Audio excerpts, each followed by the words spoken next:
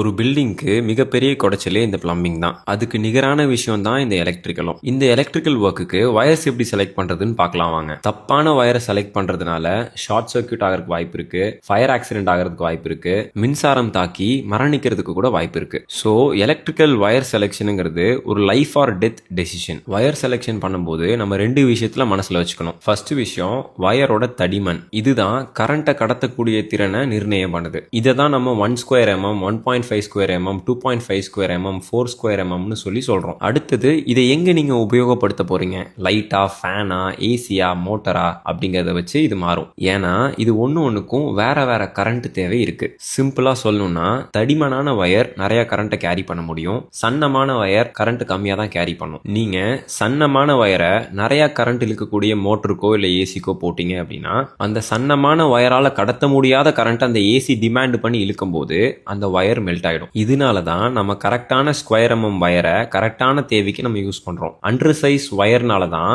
இந்தியாவில் fire accidents நிறைய ஆகவே செய்யுது. சரி, இப்போ எந்தெந்த டைப் ஆஃப் எக்யூப்மெண்ட்ஸ்க்கு என்னென்ன ஸ்கொயர் mm வயர் யூஸ் பண்ணலாம்னு பார்க்கலாம். லைட்டு, ஃபேனு இதுக்கெல்லாம் 1.5 ஸ்கொயர் mm போதுமானது. பவர் பிளக்ஸ் அண்ட் சாக்கெட்ஸ்க்கு 2.5 ஸ்கொயர் mm யூஸ் பண்ணணும். இதுல நீங்க microwave, washing machine, refrigerator, computer, டிவின்னு எல்லாமே யூஸ் பண்ணிக்கலாம். 1 டன்ல இருந்து 1.5 டன் ஏசி வரைக்கும் 2.5 ஸ்கொயர் mm இருந்து 4 ஸ்கொயர் mm வரைக்கும் யூஸ் பண்ணா போதுமானது. இதே நீங்க 2 டன்ல இருந்து 2.5 டன் ஏசி யூஸ் பண்றீங்க அப்படின்னா 4 ஸ்கொயர் mm இருந்து 6 ஸ்கொயர் mm யூஸ் பண்றது சேஃபா இருக்கும். ஹாஃப் ஹெச்பி பம்புக்கு 2.5 ஸ்கொயர் mm யூஸ் பண்ணணும். 1.5 ஹெச்பி வரைக்கும் 4 ஸ்கொயர் mm யூஸ் பண்ணலாம். 2 ஹெச்பி போயிட்டீங்கன்னா 6 ஸ்கொயர் போயிருங்க, சேஃபா இருக்கும். சப்மர்சிபிள் பம்புக்கு 4 ஸ்கொயர் mm இருந்து 6 ஸ்கொயர் mm யூஸ் பண்ணுங்க, சேஃபா இருக்கும். மெயின் இன்கமிங் லைனுக்கு 10 ஸ்கொயர் mm இருந்து 25 ஸ்கொயர் mm வரைக்கும் யூஸ் பண்ணலாம். லோடு பேஸ் பண்ணி இது மாறும். சோலார், இன்வெர்டர் இதுக்கெல்லாமே வந்து பாத்தீங்கன்னா 6 mm இருந்து 16 ஸ்கொயர் mm வரைக்கும் யூஸ் பண்றோம். இதெல்லாம் போக அடிஷனலா நிறைய பேர் மிஸ் பண்ற விஷயம் அர்த்திங் பண்றது. அர்த்திங்கிறது ஒரு வீட்டுக்கு ரொம்ப ரொம்ப முக்கியம். உங்க கான்ட்ராக்டர்ஸ் இல்ல இன்ஜினியர்ட்ட சொல்லி கண்டிப்பா உங்க வீட்டுக்கு அர்த்திங் பண்ணிடுங்க.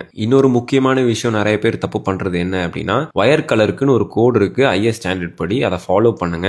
சிங்கிள் ஃபேஸுக்கு ஃபேஸ் லைனுக்கு ரெட், நியூட்ரலுக்கு பிளாக், அர்த்துக்கு கிரீன். இதே 3 ஃபேஸா இருந்ததுன்னா ஃபேஸ் 2க்கு எல்லோ, ஃபேஸ் 3க்கு ப்ளூ யூஸ் பண்ணுங்க. ஒரு சில கன்ஸ்ட்ரக்ஷன் சைட்ல ஒயர் கலர் கிடைக்கிறது இல்லைன்னு ஒரே கலர் ஒயர் யூஸ் பண்ணிடுறாங்க. அப்படிலாம் பண்ணாதீங்க, மெயின்டெனன்ஸ்க்கு ரொம்ப டிஃபிகல்ட்டி ஆயிடும். உங்க வீட்டுக்கு எஃப்ஆர்னு சொல்ற ஃபயர் ரிட்டார்டன்ட் இல்லனா எஃப்ஆர்எல்எஸ் சொல்ற fire retardant low smoke wires use பண்ணுங்க, அதான் சேஃப். என்னென்ன பிராண்ட் வயர்ஸ்லாம் யூஸ் பண்ணலாம்னு கீழே டிஸ்கிரிப்ஷன்ல கொடுத்துருக்கேன், பார்த்து தெரிஞ்சுக்கோங்க. ஏதாவது மிஸ் பண்ணியிருந்தேன்னா மறக்காம கமெண்ட்ல சொல்லுங்க. கன்ஸ்ட்ரக்ஷன் ரிலேட்டட் டவுட்ஸ்க்கு நீங்க ஆர்கி ப்ரோவை கான்டாக்ட் பண்ணலாம்.